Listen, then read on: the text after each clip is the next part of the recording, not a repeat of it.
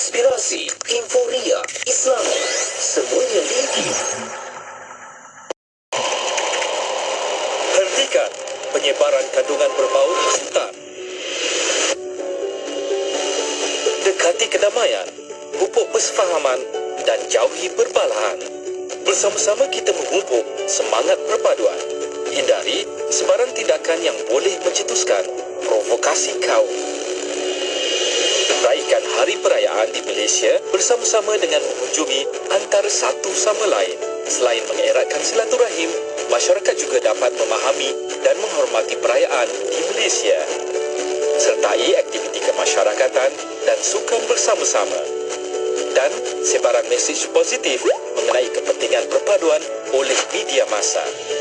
Sekiranya terdapat maklumat kandungan sensitif, berbaur agama, bangsa dan institusi diraja atau 3R, laporkan kepada Suruhanjaya Komunikasi dan Multimedia Malaysia SKMM. Bismillah.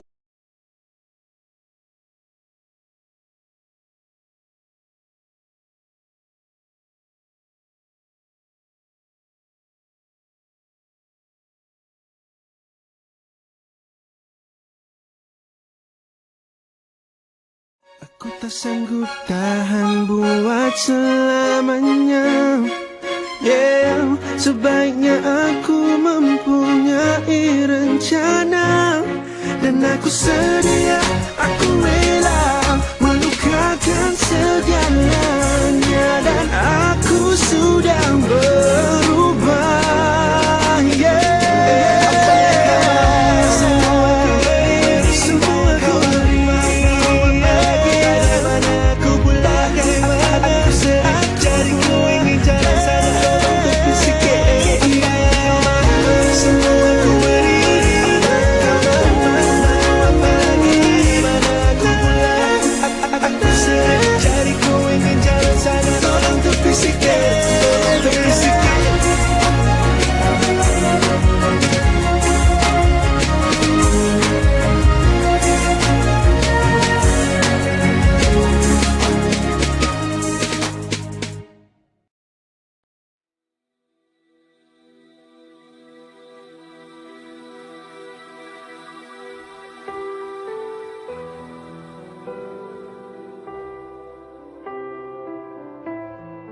Dia mengangkat suara la ilaha illallah Muhammadun Rasulullah.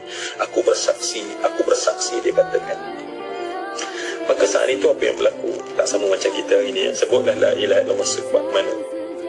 Masalahnya kita yang tak sebut pun. Walau disuruh dengan kelebihan afdal zikr, tapi kita tak sebut pun. Maka saat itu apa yang berlaku? Orang Quraisy terbingung buat beberapa saat, tetapi semuanya bangkit bangun. Dan yang mereka tuju adalah kepala kepada kumpulan ini, dan kepala kumpulan ini adalah Abu Bakar As-Siddiq. Dan saat itulah setiap orang kafir datang memukul, orang kafir datang menumbuk, orang kafir datang memijak, sehingga ada dikatakan bahawa orang kafir sempat memakai baju sepatu yang terbuat daripada besi dalam keadaan mereka menendang Sayyidina Abu Bakar As-Siddiq jatuh, dan ditendang sehingga jatuh darah berhamburan, tetapi tak pernah berhenti la ilaha illallah Muhammadun Rasulullah, la ilaha illallah Muhammadun Rasulullah, sampai pada ketika itu ketika terbaring dan ada orang yang melompat ke atas tubuh, ke atas muka Sayyidina Ali, maksudnya muka Sayyidina Abu Bakar As-Siddiq, dan kemudian sepatu besi tersebut dihenyak sehingga berdarah kepada semua mukanya. Dan kata ketika itu, seandainya tidak ada daripada kabilah Qatayyid, keturunan Sayyidina Abu Bakar, kabilah Sayyidina Abu Bakar yang menyelamatkan, nescaya hari itu adalah hari kematian Sayyidina Abu Bakar. Maka mereka menarik keluar Sayyidina Abu Bakar daripada dikonyol oleh orang, dan darah menitis sepanjang jalan, dan untuk sampai ke rumah Sayyidina Abu Bakar, wajah Sayyidina Abu Bakar telah bengkak dan luka sepenuhnya, dan Sayyidina Abu Bakar pingsan pada ketika itu. Lelaki yang Nabi berbaring di atas ribanya dalam gua itu pingsan sepenuhnya pada ketika itu. Peristiwa ini berlaku pada waktu duha, dan dipingsan sampai pada waktu zuhur. Dan pada saat waktu maksudnya gelincir matahari, dan ketika itu Sayyidina Abu Bakar terbangun daripada pingsannya, dan mulutnya pecah dan berdarah. Ibunya menangis terisak-isak dan melihat dan membawa kepadanya segelas air untuk diberi minum bagi sebagai air pertama. patut dirasai oleh Sayyidina Abu Bakar yang pingsan. Ketika matanya yang bengkak dan darahnya mengalir, dia melihat sekeliling. Soalan pertamanya adalah, bagaimana keadaan Rasulullah? Kaifa hal Rasulullah sallallahu alaihi wasallam?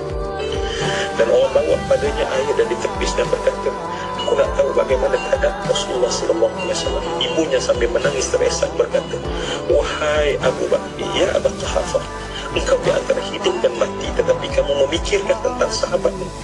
Minumlah terlebih dahulu air. Aku bersumpah tidak ada setetes air yang masuk, melainkan aku tahu keadaan Rasulullah. Dihantar utusan untuk cari di mana Rasulullah, dan tahu selamat barulah beritahu, wahai Abu Bakar, ya Abu Quhafah, sesungguhnya Rasulullah dalam keadaan selamat. Barulah Sayyidina Abu Bakar meneguh air yang diberikan kepadanya. Mereka berhenti di situ kisah Abu Bakar yang nak diceritakan oleh Sayyidina Ali bin Abi Thalib. Sayyidina Abu Bakar daripada waktu duha dia tak jumpa dengan Nabi tadi sebelum dia keluar, maka pada malam hari diminta dia dipapah untuk dibawa ke rumah Arqam bin Abi Arqam di kaki bukit Abal Jabir Qubais. Saat diketuk pintu dan dia masuk dalam keadaan dia tak boleh nak berdiri, dia tengok Rasulullah. Arqam yang keluar daripada mulut Sayyidina Abu Bakar adalah, wahai Rasulullah, aku rindu pada Rasulullah.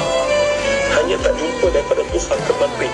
Sayyidina Abu Bakar tak mampu, melainkan dia mesti jumpa Nabi. Sebab aku rindu pada engkau ya Rasulullah. Rakan Usrah kita telah berpisah bukan daripada Tuhan sampai ke maghrib.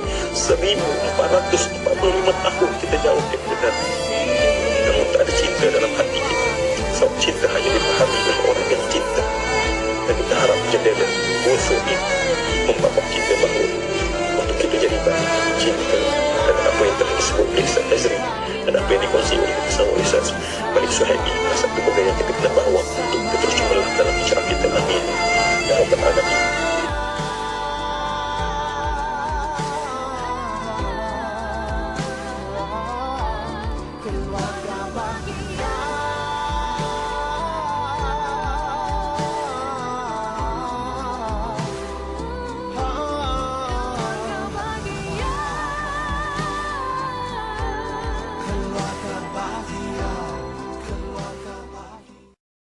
Subhanallah, alhamdulillah, Allahu Akbar, ya Allah, la ilaha illallah, ya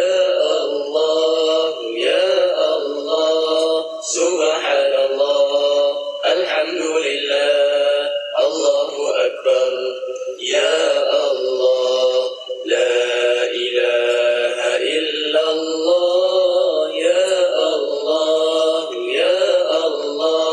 Subhanallah, alhamdulillah, Allahu Akbar, ya Allah, la ilaha illallah.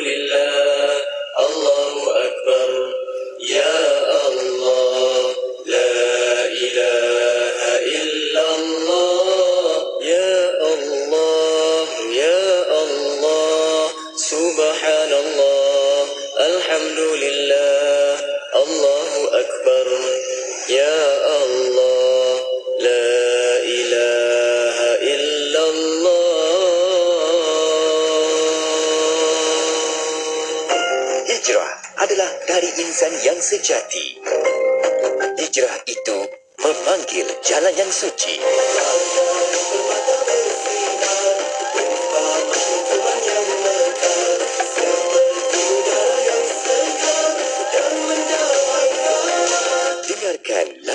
Hijrah Demi Ilahi, alunan penyampai Radio IKIM yang akan mula disiarkan menerusi ke semua platform digital Jumaat ini, 4 Ogos 2023. Terus ikuti kami di semua platform media sosial bagi mendapatkan info-info terkini. Radio IKIM, inspirasi, inforia, Islami.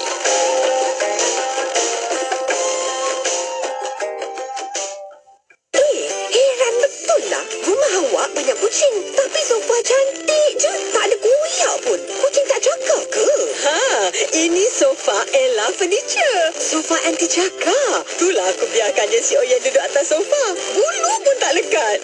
Anda yang beli kucing tu, nak masuk rumah baru atau nak beli sofa, dapatkan sofa Ella Furniture. Fabrik anti cakar dengan 200 warna untuk disepadan dengan dinding rumah. Layari FB Ella Furniture Malaysia atau ke showroom di Bukit Jelutong, Shah Alam.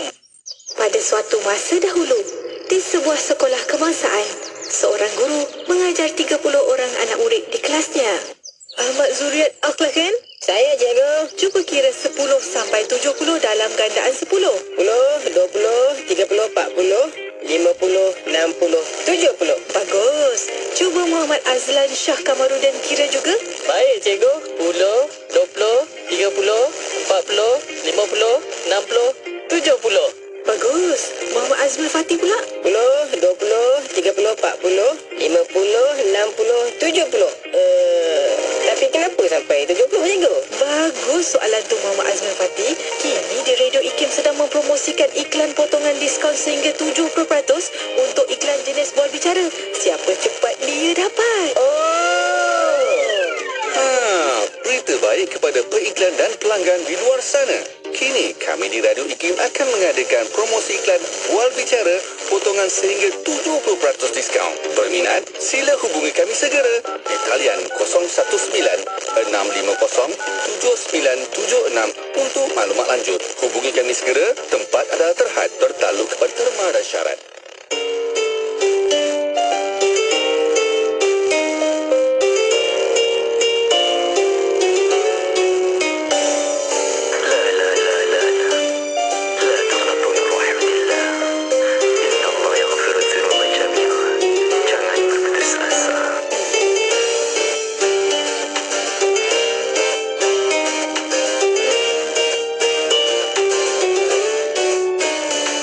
Bagaikan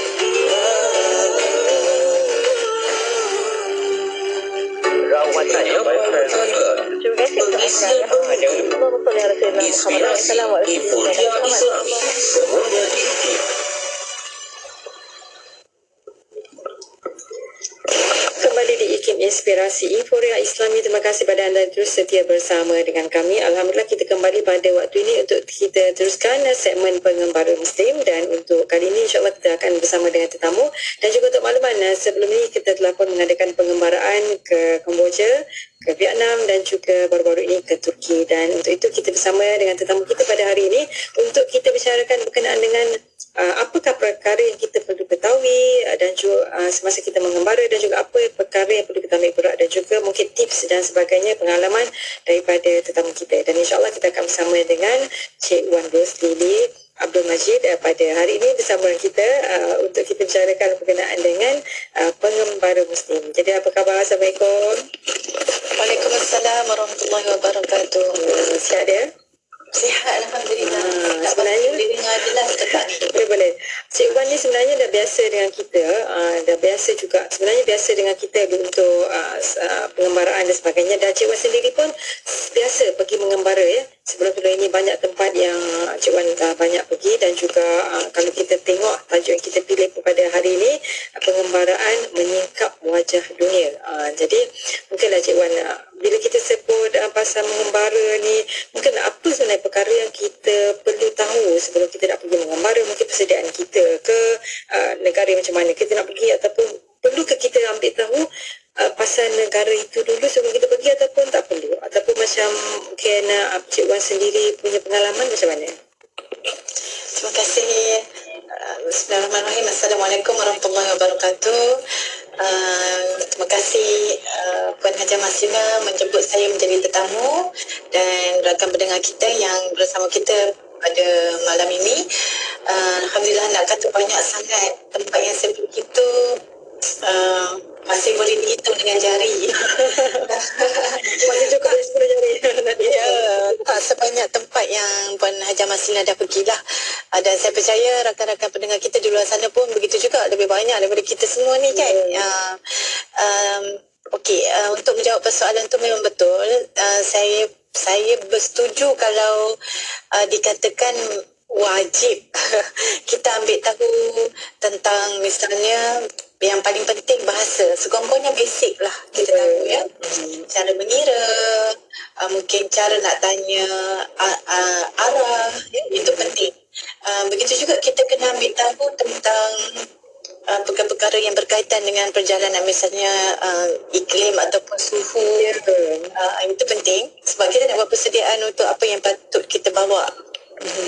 Dan juga yang perlu kita bersedia ialah ilmu tentang bagaimana kita nak solat jamak dan pasar. Macam baru-baru ni saya ke Istanbul, saya jumpa Puan Hajah Masina dan tim gempak pengembara Muslim di Bursa. Kemudian saya naik bas pula, Puan Hajah Masina balik ke Istanbul. Saya mengada-ngada pergi sana kali. Berapa jam perjalanan tu, dan bas 2 jam? 4 hingga 5 jam. Dia ikut bas tu lah kan. Cara pemaduan lah. Cara pemaduan dan sebagainya dah. Mungkin dia kalau banyak tempat dia berhenti mahu sampai 6 jam. Begitu. Jadi kita kena ambil tahu kita boleh jamaah qasar tu berapa hari. Ilmu tentang tu patut kita ada. Dan ikut pengalaman saya baru-baru ini, mungkin dari sudut fitness tu terabai sedikit, jadi saya demam jugalah di Istanbul tu. Jadi kita kena ada juga maklumat tentang farmasi yang terdekat, benda-benda yang penting berkaitan dengan kesihatan, tentang pemakanan. Dan yang paling penting ialah kita kena ambil tahu tentang adat resam, tradisi dan kebiasaan masyarakat setempat supaya kita tak timbul sebarang masalah bila kita berada di dalam masyarakat berkenaan. Ya, budaya tak sama ya Cik Wan. Jadi kita ingatkan semua orang sama je yang kita tu tak sama ya. Saya suka soalan tu sebab apa? Puan Hajah Masina, sebab saya ingat lagi saya pelik daripada hari pertama kita sampai kita jumpa kat Bursa. Kan kita ni orang Malaysia suka senyum, ingat tak? Ya, betul. Bila mereka macam pelik pada senyum tu, pelajar kita yang ada di sana sebut kat saya, kat sini you tak boleh senyum tanpa sebarang alasan. Jangan nak beramah mesra lah ya. Betul, benda yang pelik bagi dia kalau kita. Ada yang mungkin ramah tapi biasanya mungkin pekerja hotel. Ya, betul. Maksudnya dalam bidang seperti itu. Satu lagi macam Cik Wan selalu juga pergi ke negara Islam dan juga ke Islam. Jadi mungkin ada yang cakap sebenarnya kalau saya ni baru je nak pergi mengembara lah, tapi saya nak pergi tempat ni ialah jauh sikit daripada Malaysia. Jadi sepatutnya saya pilih negara Islam ke negara bukan Islam ke, ataupun okey je, sebab ada orang bila negara bukan Islam dia rasa macam susah nanti saya nak makan ke, saya nak solat dan sebagainya. Cik Wan rasa macam mana? Bagi saya kedua-dua maksudnya negara Islam dan negara bukan Islam ada kelebihan masing-masing. Kalau misalnya negara yang penaja masing suka Jepun. Jepun ni kita dengar cerita perkara yang baik-baik tentang Jepun, disiplin ya. Banyak perkara positif, kebersihan dan sebagainya. Kita boleh belajar lah dan kita boleh bawa balik pun benda-benda yang baik itu ke negara kita. Kita tahu negara seperti Jepun atau negara-negara bukan Islam yang lain, dia tahu bila pengunjung ataupun turis tu daripada kalangan orang Islam, dan banyak pun sebenarnya misalnya restoran ya, makanan halal, kelengkapan untuk menaikkan solat, misalnya tempat untuk solat tu sendiri banyak disediakan dah. Jadi tak seharusnya kita rasa takut untuk mengembara ke negara bukan Islam. Cuma di negara Eropah ini berdasarkan sahabat-sahabat dan adik keluarga yang pernah ke sana, Puan Jamal Sila pun tahu, ada kita kata attitude ataupun sikap yang menzahirkan Islamofobia tu memang ada. Jadi kita saya suka Puan Hajar Masina sebut sebelum ni, kita tak sepatutnya melarikan diri, escape. Kita kena berdepan dengan perkara itu dan kita dapat belajar banyak jika kita berdepan dan kita belajar sesuatu daripada insiden yang kita depani pada ketika itu. Malah macam baru ni pun kita ke Turki, walaupun negara Islam, ada cabaran kan? Betul. Banyak cabaran. Banyak cabaran. Jadi nak ceritanya, kita pergi mana-mana negara pun ada orang baik, ada orang yang sebaliknya. Cuma macam mana kita berdepan dengan situasi itu, kita nak bertenang macam mana, kita nak mengambil ibrah hanya bagaimana, itu saja. Ya. Tapi saya suka bila Cik Wan kata persediaan kita nak pergi ke sesuatu negara tu. Contohnya macam cuaca. Cuaca mungkin ada orang anggap remeh, ataupun ada orang yang tak pernah mengembara, pergi luar negara, tiba-tiba pergi mengembara, dia ingat cuaca tu sama macam kita. Sedangkan mungkin di sana 4 musim sejuk dan sebagainya. Kalau kita tak bawa baju panas, baju biasa yang untuk baju sama je, jadi pergi sana susah lah ya. Kalau kita bawa baju untuk musim sejuk winter, tak apa lagi. Walaupun musim panas dan perkara-perkara tertentu yang macam Cik Wan kata persediaan dan sebagainya. Dan yang paling penting juga kita nak gembara ni, macam Cik Wan sebut tadi, kena fit ya. Itu paling penting juga, kita kena fit. Ya, dan betul. Juga macam Cik Wan, sebabkan tajuk kita menyingkap wajah dunia ni, jadi apa yang Cik Wan tengok lah, Cik Wan pergi banyak negara, macam baru-baru ni pun Turki, sebelum ni Cik Wan pernah pergi ke UK, Geneva dan sebagainya. Jadi apa yang Cik Wan tengok ataupun yang Cik Wan boleh ambil sebagai pengalaman, ataupun yang Cik Wan rasa macam dah dapat singkap lah, masa kita rasa macam ni, ibu tu jadi macam ni ke, ataupun pengalaman Cik Wan lah mungkin nak kongsi kita. Okey, terima kasih. Soalan yang sangat menarik. Saya teringat Thomas J. Abercrombie. Dia seorang wartawan dan juga juru foto majalah terkenal dunia, National Geographic. Beliau menjejaki semula perjalanan pengembara kebanggaan Islam Ibnu Battuta ke negara-negara terpilih, dan dirakamkan catatan jejakan beliau itu dalam majalah National Geographic pada tahun 1991. Dirakamkan di situ kata-kata dia, orang yang tak pernah mengembara ke negara asing, dia tak akan tahu menghargai kelebihan atau negara dia sendiri dan adat budaya tradisi yang kita pegang.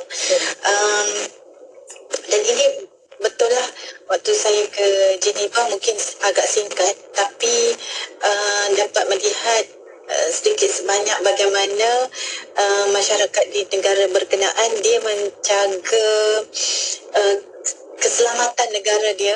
Maksudnya pukul 7 tu dah dia punya small town, bandar kecil tu dah tutup, dah tak hidup.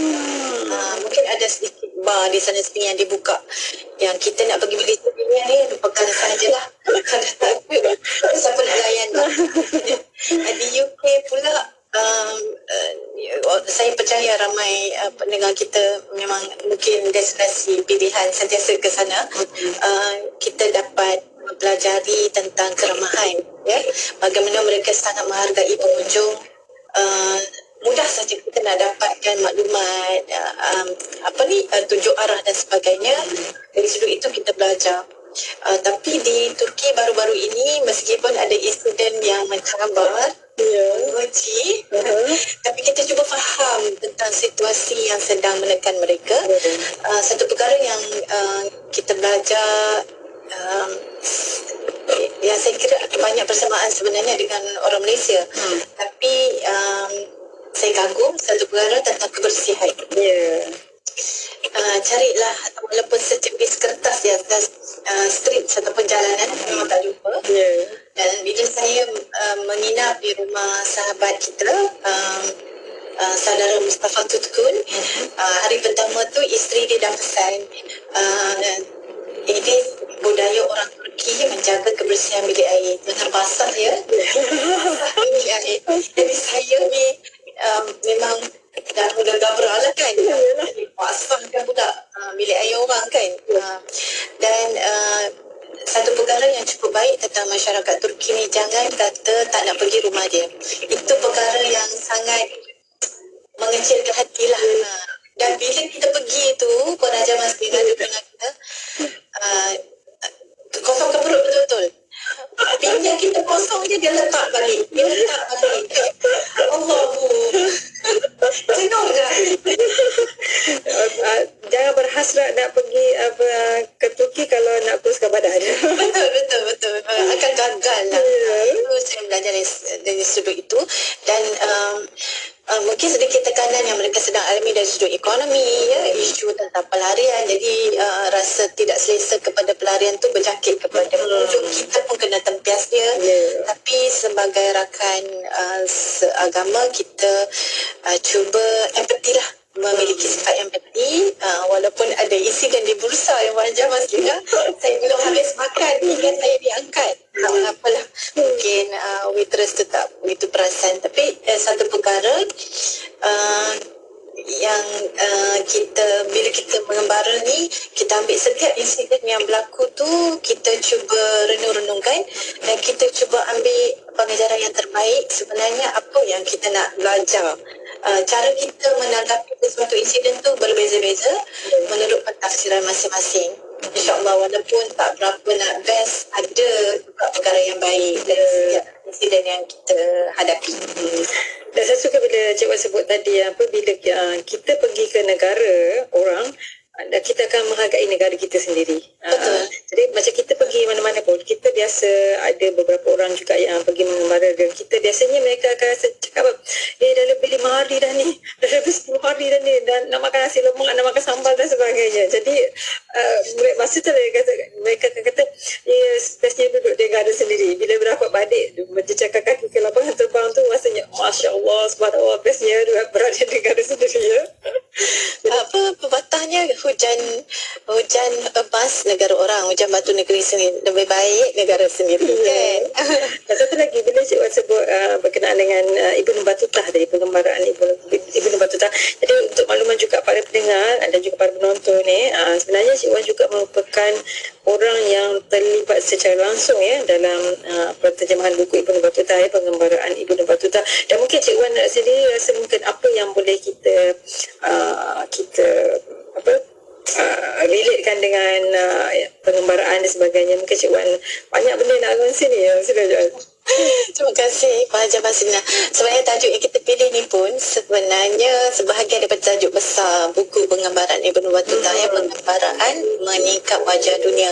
Sebab dalam perjalanan tokoh pengembara yang sangat kita kagumi, Ibnu Battuta, daripada Fes Maghribi ke lebih kurang lah, kalau kita hitung-hitung tu lebih kurang 40 lebih buah negara di dunia, 120,000 kilometer,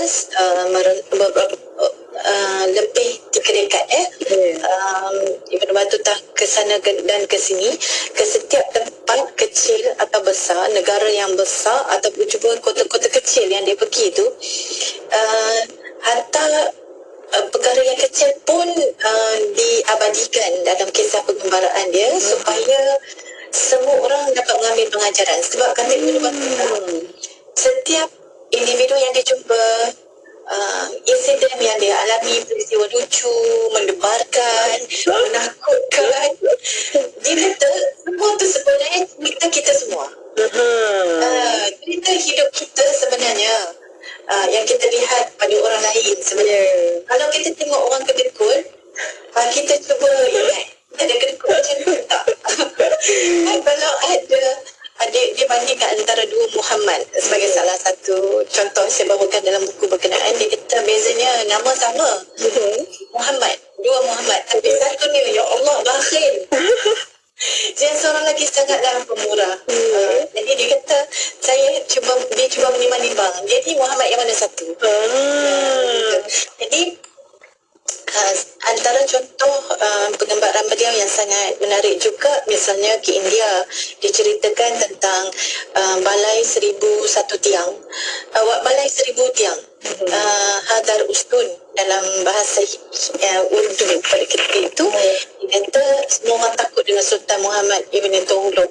Sultan tu dia sangat kasih ke rakyat dia, pemurah tak tahu nak cakap. Tapi garang dan benih semua macam tu juga. Silap sikit pancung, silap sikit pancung. Jadi betul lah, bila kita mengembara ni, kita menyingkap wajah dunia. Dunia di India misalnya, itu catatan dan coretan dia. Kalau dia datang, dia ada cerita. Ada dikatakan Kailukari itu sebenarnya Kuala Kerai. Ya. Ditafsirkan ada disampai ke Kelantan pun sebenarnya. Dan ada catatan tentang masyarakat Asia, dan dia cerita di Demam, dia ambil air asam Jawa untuk sembuhkan demam. Jadi setiap kisah resepi, ada budaya tempatan yang sangat baik, semua dia rakamkan. Itulah yang menyingkap wajah dunia yang kita tak sampai kita tahu melalui kisah penggambaraan orang lain. Macam Cik Wan ni sebenarnya kita tahu memang minat sejarah dan juga mengkaji dan sebagainya, sebab Cik Wan sendiri pun adalah penyelidik. Jadi Cik Wan banyak juga pergi ke tempat-tempat sejarah ya, contoh macam di Turki baru-baru ni. Jadi apa yang Cik Wan tengok macam tinggalan sejarah tu, macam yalah, kita pun ada sejarah negara kita sendiri, tapi mungkin kurang dihargai dan sebagainya. Jadi macam Cik Wan tengok di negara lain tu macam mana? Saya suka soalan ni. Soalan ni sangat menjiwai apa yang saya rasa sebenarnya. Terima kasih Pak Haji Masina. Memang betul. Kenapa saya berulang kali nak ke Turki, dan saya suka betul pentingnya untuk kita jaga sejarah kita hidupkan sejarah kita jaga monumen tu penting sebenarnya yang Turki buat. Dia keluarkan duit yang sangat banyak untuk preserve bangunan misalnya. Saya baru-baru ini alhamdulillah saya dapat peluang menginap di Hotel Fatih yang dekat, walking distance, berjalan tu dalam tak sampai 5 minit lah ke Masjid Fatih, Masjid Fatih Sultan Muhammad Al-Fatih. Di situ juga ada makam Sultan Muhammad Al-Fatih, Fatih Sultan ya. Dan kita dapat kita rasa kita begitu dekat dengan sejarah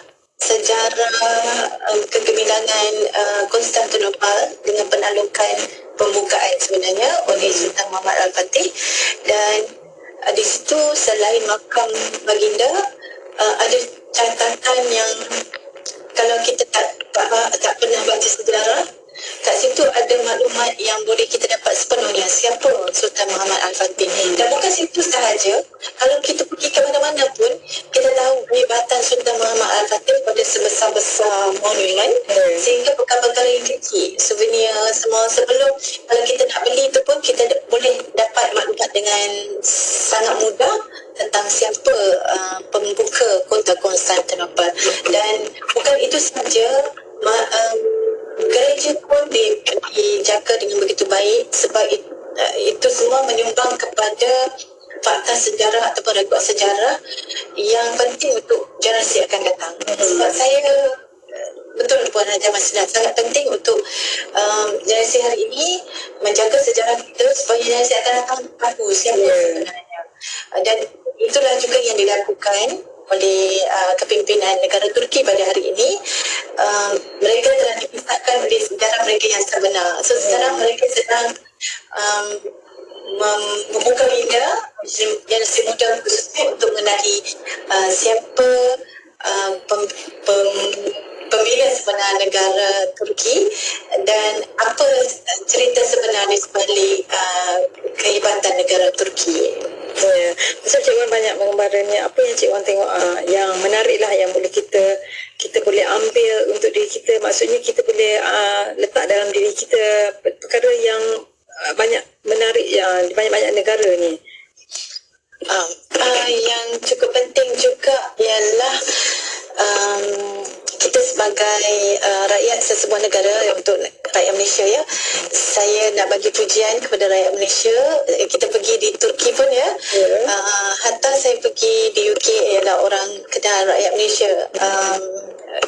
Pergi Saudi juga kan, orang kenal pemimpin, mantan pemimpin kita, mereka kenal. Nak ceritanya bila sebut Malaysia, Masya Allah, Malaysia.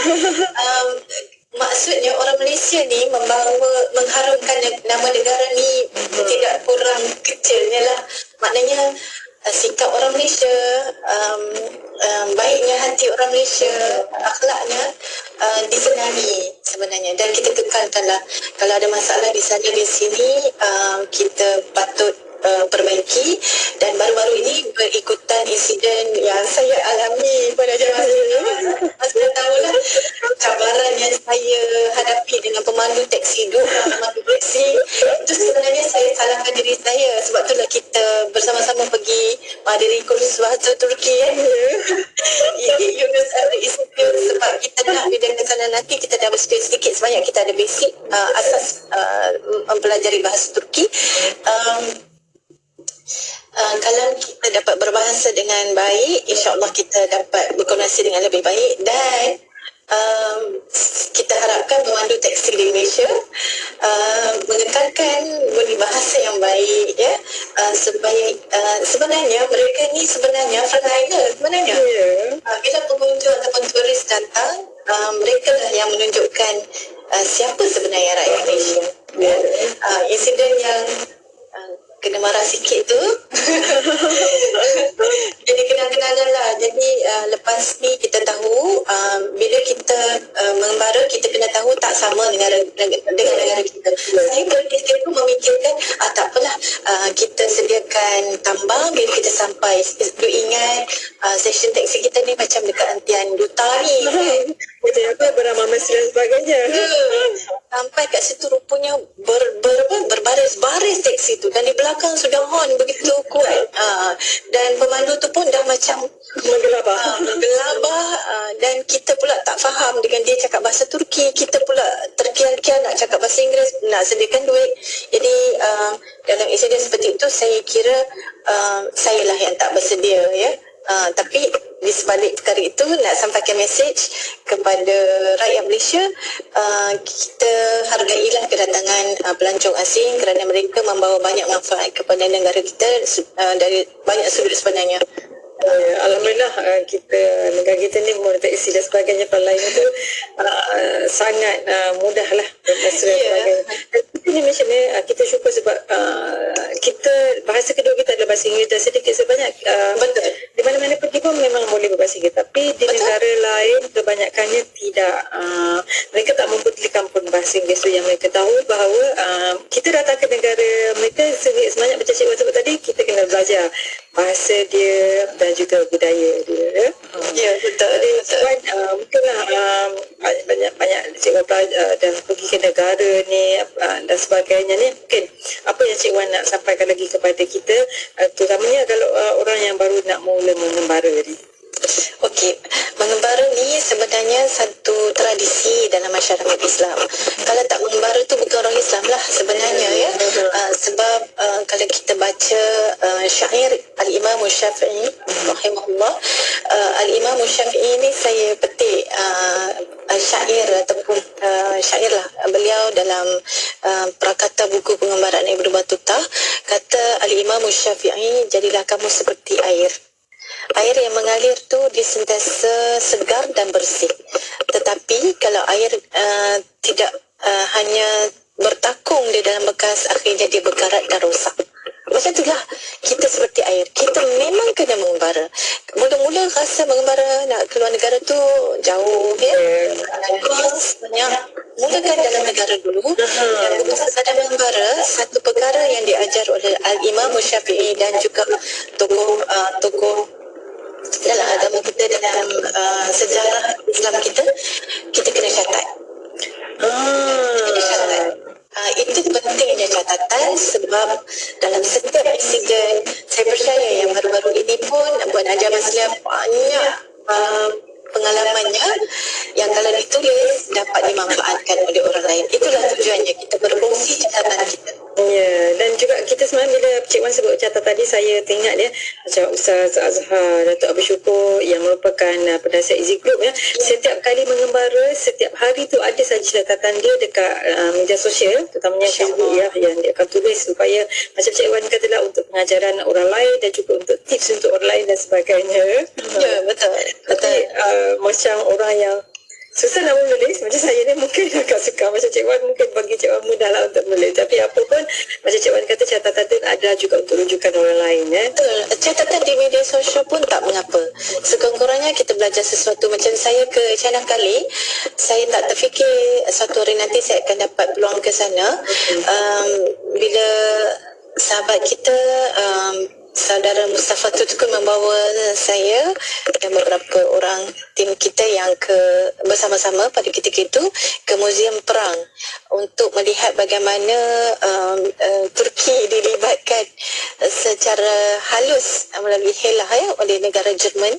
Saya dapat melihat bagaimana macam Puan Haja Masliah sebut tadi, macam mana mereka tu memelihara sejarah mereka. Patung-patung yang disimpan dalam Muzium Perang tentera laut tu memang hidup sangat-sangat, dan cara penceritaan tu dengan video dan gambaran yang jelas tu seolah kita berada di lokasi perang pada ketika itu.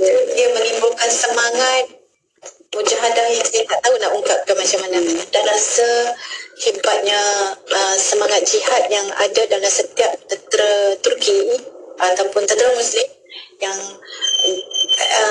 bersungguh-sungguh mempertahankan negara mereka.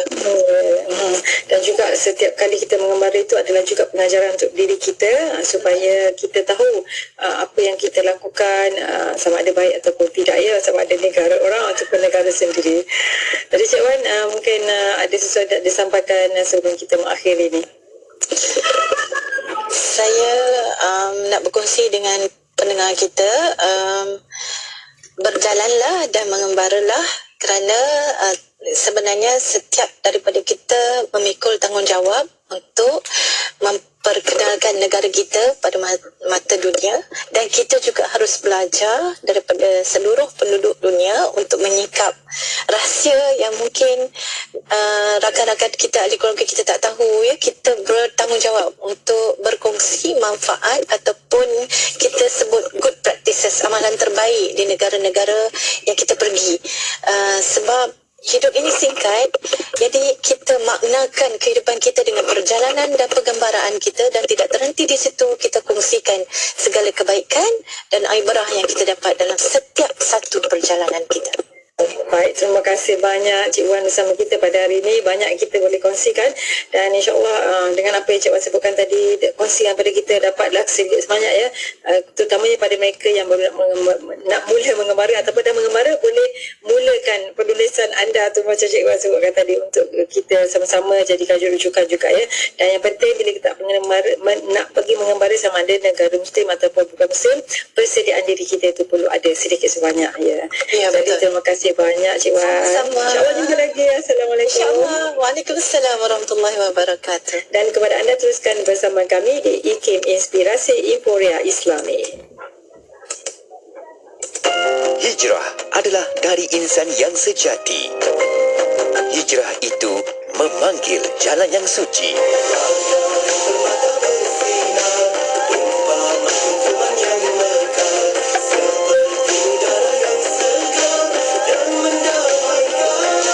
Dengarkan lagu Hijrah Demi Ilahi, alunan penyampai Radio IKIM yang akan mula disiarkan menerusi ke semua platform digital Jumaat ini 4 Ogos 2023. Terus ikuti kami di semua platform media sosial bagi mendapatkan info-info terkini. Radio IKIM, Inspirasi Emporia Islami.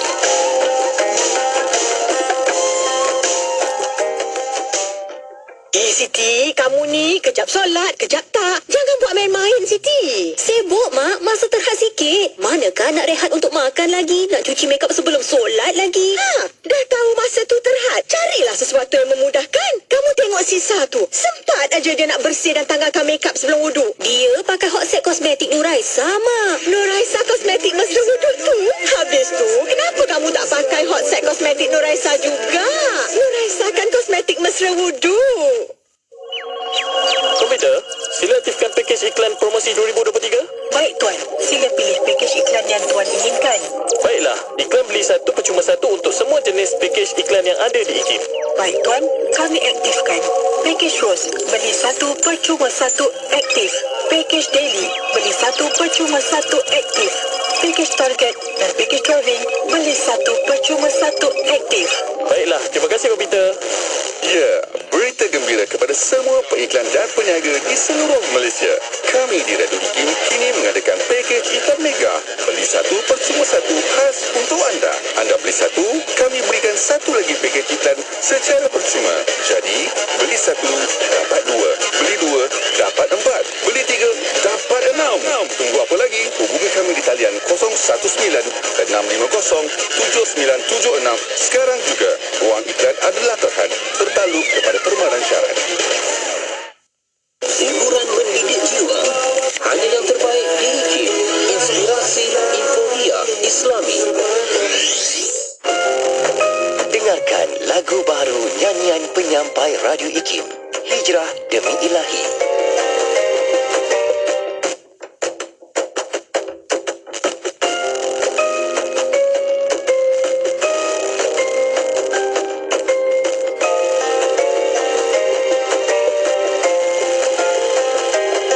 Selamat datang teman, senyumlah semanisnya, sambutlah keikhlasan, teguhkan ukhuwah kita.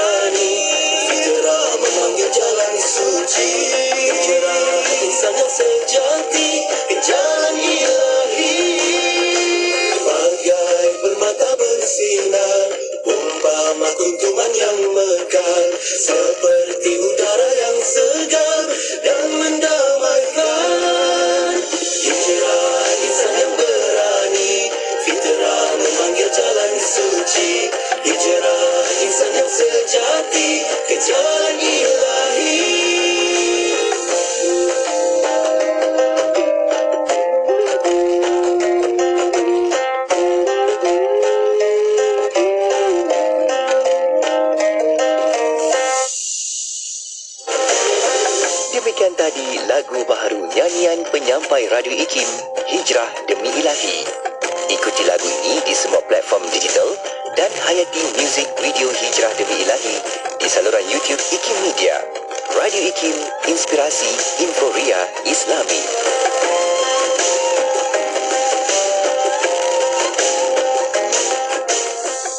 Nak dengar rancangan santapan jiwa untuk kehidupan? Semuanya ada di IKIM. Inspirasi Inforia Islami.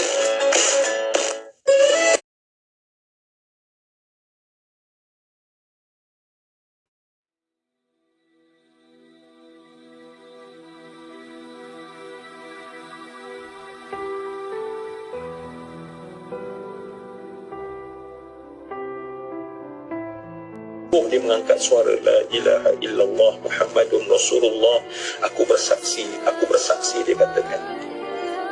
Maka saat itu apa yang berlaku? Tak sama macam kita ini. Sebutlah la ilaha illallah sebab mana? Masalahnya kita yang tak sebut pun.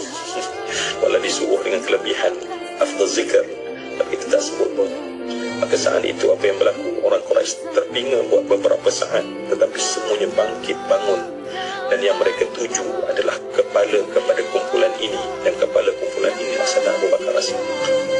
Dan saat itulah setiap orang kafir datang memukul, orang kafir datang menumbuk, orang kafir datang memijak, sehingga ada dikatakan bahawa orang kafir sempat memakai baju sepatu yang terbuat daripada besi dalam keadaan mereka menendang Sayyidina Abu Bakar As-Siddiq jatuh, dan ditendang sehingga jatuh darah berhamburan, tetapi tak pernah berhenti la ilaha illallah Muhammadun Rasulullah, la ilaha illallah Muhammadun Rasulullah, sampai pada ketika itu ketika terbaring dan ada orang yang melompat ke atas tubuh, ke atas muka Sayyidina Ali, muka Sayyidina Abu Bakar As-Siddiq, dan kemudian sepatu besi tersebut dihenyak sehingga berdarah kepada semua mukanya.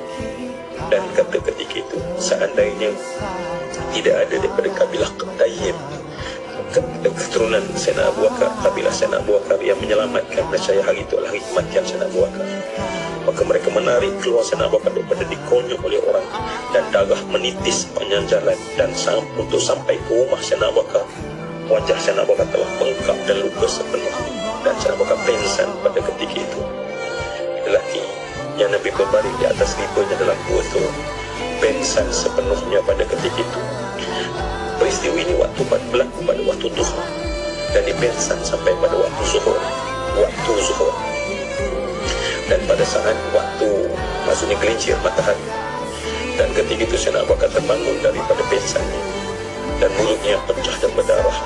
Ibunya menangis terisak-isak dan melihat dan membawa kepadanya segelas air untuk diberi minum sebagai air pertama untuk dirasai oleh Sayyidina Abu Bakar yang pingsan. Ketika matanya yang bengkak dan darah yang mengalir, dia melihat sekeliling. Soalan pertamanya adalah, bagaimana keadaan Rasulullah? Kaifa hal Rasulullah sallallahu alaihi wasallam? Dan orang bawa padanya air dan ditepis dan berkata, aku nak tahu bagaimana keadaan Rasulullah sallallahu alaihi wasallam. Ibunya sambil menangis terisak berkata, wahai Abu Bakar, ya Abu Quhafah, engkau di antara hidup dan mati, tetapi kamu memikirkan tentang sahabatmu. Minumlah terlebih dahulu air. Aku bersumpah tidak ada setetes air yang masuk, melainkan aku tahu keadaan Rasulullah. Dihantar utusan untuk cari di mana Rasulullah, dan tahu selamat, barulah beritahu, wahai Abu Bakar, ya Abu Quhafah, sesungguhnya Rasulullah dalam keadaan selamat. Barulah Sayyidina Abu Bakar meneguh air yang diberikan kepadanya. Dan berhenti di situ kisah Abu Bakar yang nak diceritakan oleh Sayyidina Ali bin Abi Thalib. Sayyidina Abu Bakar daripada waktu duha dia tak jumpa dengan Nabi tadi sebelum dia keluar. Maka pada malam hari diminta dia dipapah untuk dibawa ke rumah Arqam bin Abi Arqam di kaki bukit Abal Jabir Qubais. Saat diketuk pintu dan dia masuk dalam keadaan dia tak boleh nak berdiri, dia tengok Rasulullah. Tapi yang keluar daripada mulut Sayyidina Abu Bakar adalah, wahai Rasulullah, aku rindu pada Rasulullah. Hanya tak jumpa daripada duha ke maghrib. Sayyidina Abu Bakar tak mampu, melainkan dia mesti jumpa Nabi. Sebab aku rindu pada engkau ya Rasulullah. Rakan usrah kita telah berpisah bukan daripada duha sampai ke maghrib 1445 tahun kita jauh daripada Nabi. Namun tak ada cinta dalam hati kita. Sebab cinta hanya dipahami oleh orang yang cinta. Dan kita harap jendela busuk ini membawa kita bahawa untuk kita jadi baik, cinta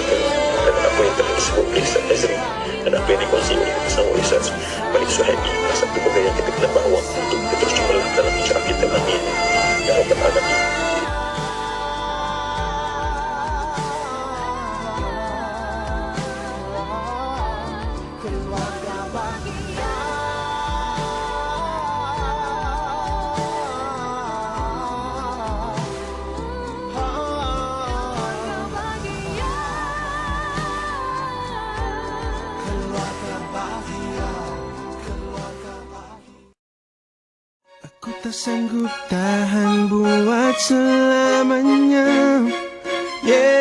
Sebaiknya aku mempunyai rencana, dan aku sedia